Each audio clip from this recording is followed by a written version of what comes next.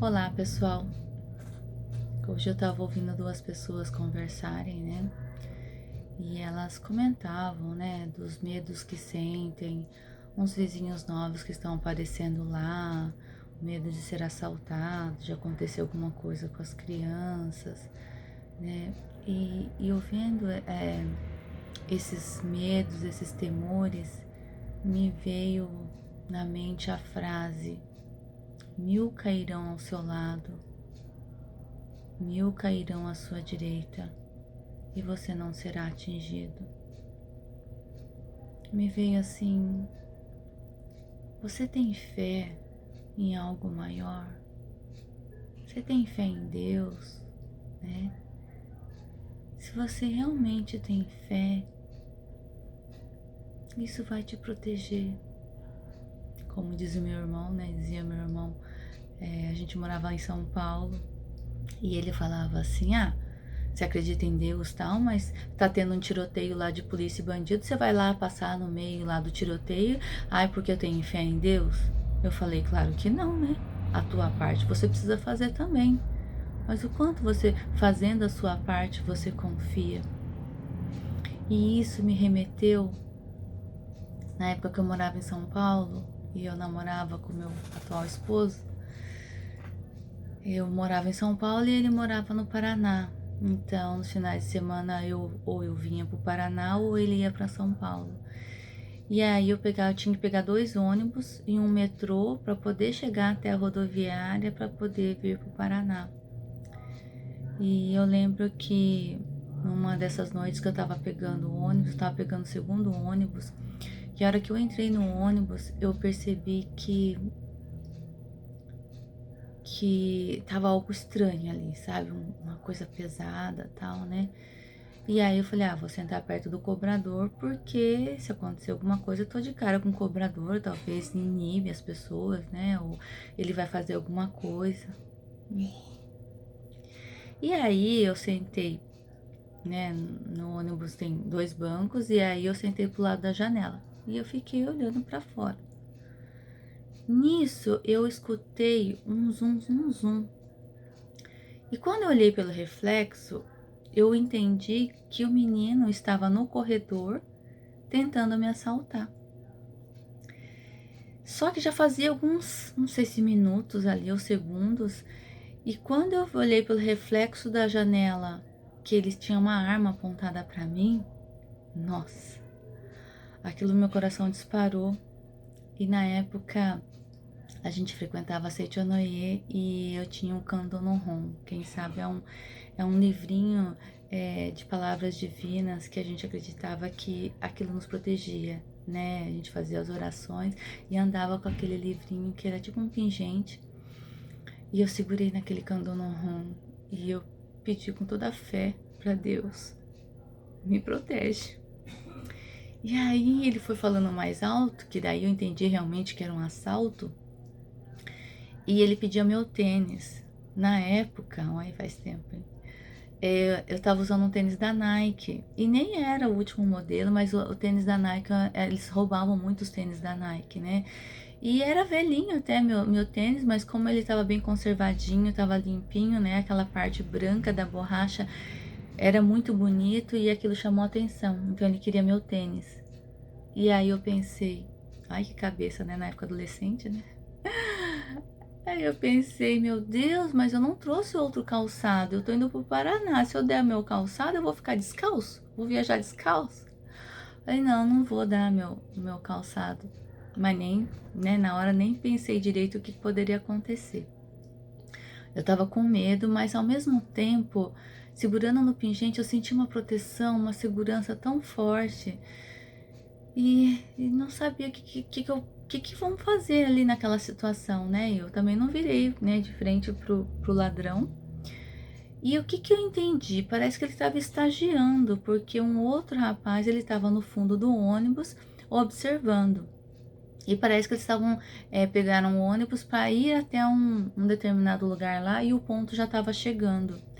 E aí nisso o rapaz mais experiente chegou perto dele e falou: anda logo, né?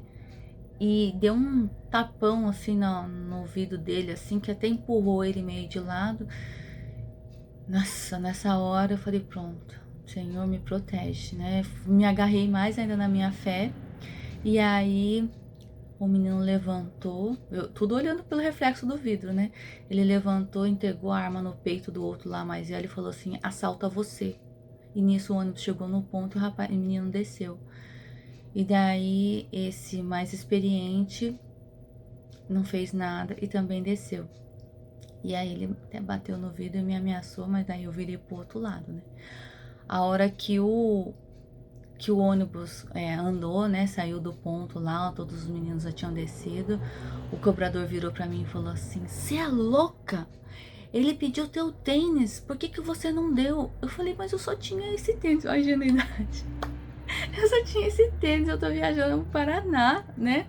Ele falou: "Você é louca? Eu já vi, esse menino anda armado. Eu já vi esse menino matar as pessoas dentro do ônibus. Eu não sei como que ele não atirou em você." Nossa, aquela hora que ele falou aquilo, meu coração disparou. Comecei a chorar. Falei: "Meu Deus, o que que eu fiz, né?" Mas a minha fé era tão grande em Deus. E eu sempre ouço a Andresa Molina falar, né? Ninguém morre de véspera. Então, não era o meu momento de morrer. E na época também eu não tinha ambição do que eu queria fazer e tal ali, né? Mas hoje, olhando para essa cena, para essa situação, eu percebo que se a gente tá vivo, é porque a gente tem alguma coisa para fazer. A gente tem alguma função. A gente não é importante, mas a gente é essencial. Então, quando me deparei com essa situação, nossa, eu viajei, viajei para o Paraná chorando praticamente a noite inteira, né? Mas o que que eu tiro de lição? Percebe como a fé me moveu, como a fé me trouxe segurança, né? A questão da ingenuidade de não entregar ali o tênis era uma outra questão, né? Mas não é nisso. A questão era o quanto eu me senti segura quando eu tenho uma fé, né? Quando eu confiei em Deus, confiei na proteção de Deus. Então, percebe, você confia mesmo em Deus? Realmente você tem fé? Você escuta a orientação que Ele te pede para você fazer? A gente veio para fazer alguma coisa. E hoje, percebendo a minha caminhada, né, aonde eu fui contribuição, percebo que Deus tinha um propósito para mim.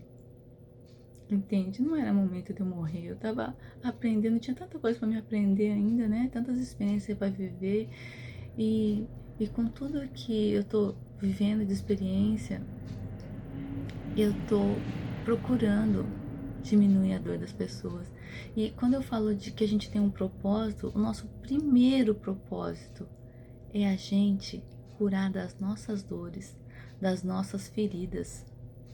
É olhar aquilo que me incomoda, que dor que é essa, tratá-las. Porque no momento que a gente trata, a gente se cura, a gente tá apto para poder ajudar alguém.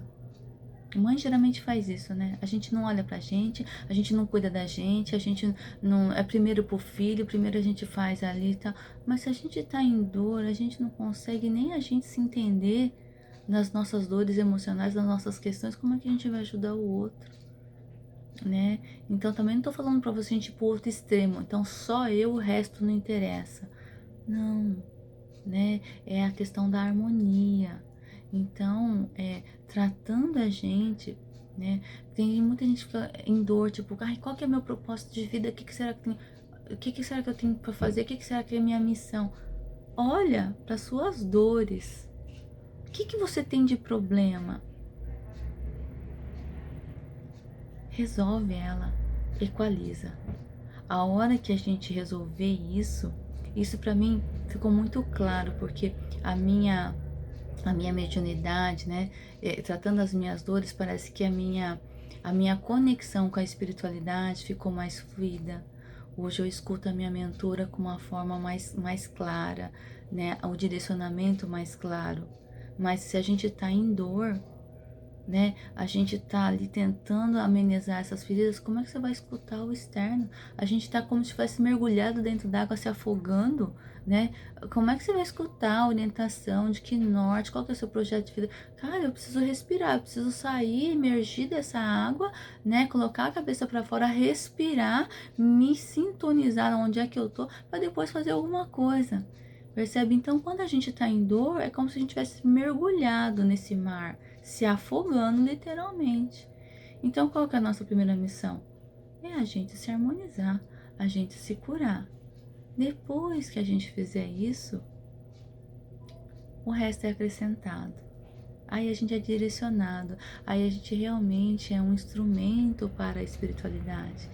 Mas primeiro a gente precisa ajustar o nosso instrumento, nos ajustar, tá bom? Muito obrigada pela atenção.